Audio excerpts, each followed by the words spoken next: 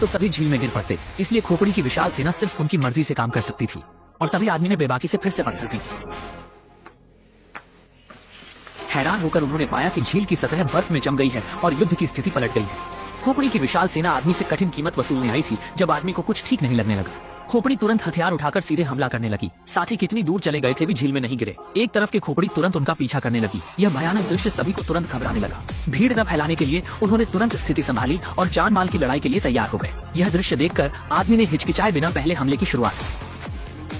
साथी मजबूत और हार न मानने वाले थे। उन्होंने हथियार चलाना शुरू किया। शुरू में अच्छी स्थिति थी, पर अकेले पड़ने वाले खोपड़ी काट लेने पर सब खत्म हो गए। फिर भी हजारों खोपड़ी सेना की निरंतर प्रगति देखकर, चाहे कितनी शक्तिशाली हो, हमेशा कुछ समर्थन देता था। उनका आधुनिक हमले का तरीका प्रभावित होने पर था।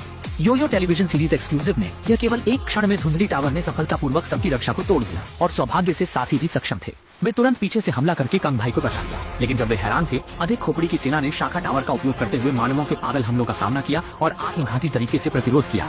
अच्छा, जल्द ही लोगों को बुरी तरह से अभिभूत होने लगा। जब वे खोपड़ी की ओर से न रुकते हुए सीधे हमला कराए, तो सौभाग्य से कंग भाई ने समय पर इसे पहचान लिया और इस हमले को सफलतापूर्वक रोक लिया।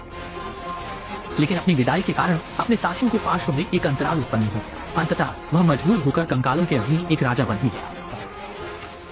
स्थायी समाधान न होने को देखकर पाली भाई ने वापसी का आदेश देना पड़ा। संख्या में बड़ा अंतर होने के कारण सभी अस्थायी रूप से आज्ञा मानी। लेकिन जैसे ही वे वापस मुड़ने लगे, हालांकि कंकालों के समूह ने सीधे हमला किया और कहा कि वे सभी की सुचारू भागने नहीं देंगे। मजबूरी में वे केवल जोरदार लड़ाई जारी रख सकते थे, पर एक धुंधके में थक चुके आदमी को सीधे ऐसे कुचल दिया गया।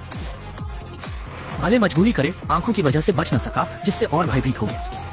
टोंग बिंग के आदेश पर अभी भारी बारिश शुरू। उन्होंने आदमी को कसकर पकड़कर नर्क भेजने का इरादा किया। संकट के क्षण में सहकर्मी समय पर प्रकट होकर ब्रोबिन को पीछे धकेलते हुए क्युआंग भाई को सफलतापूर्वक आजाद किया। अनपेक्षित रूप से एक पल में अधिक कंकाल सेना यहाँ पहुंची। उनकी युद्ध क्षमता कोई कमी नहीं थी और नरसंहार नहीं रुका। फिर भी जियान शॉ, जो मानवीय लड़ाई में उलझे हुए थे, यह पूरी तरह से नहीं देख पाए कि उनके पैरों के नीचे पहले से ही दुश्मन सेना फैली हुई है। एक आदमी की गलती से गिर जाने पर वह तुरंत कंकाल सेना के भोजन में बदल गया।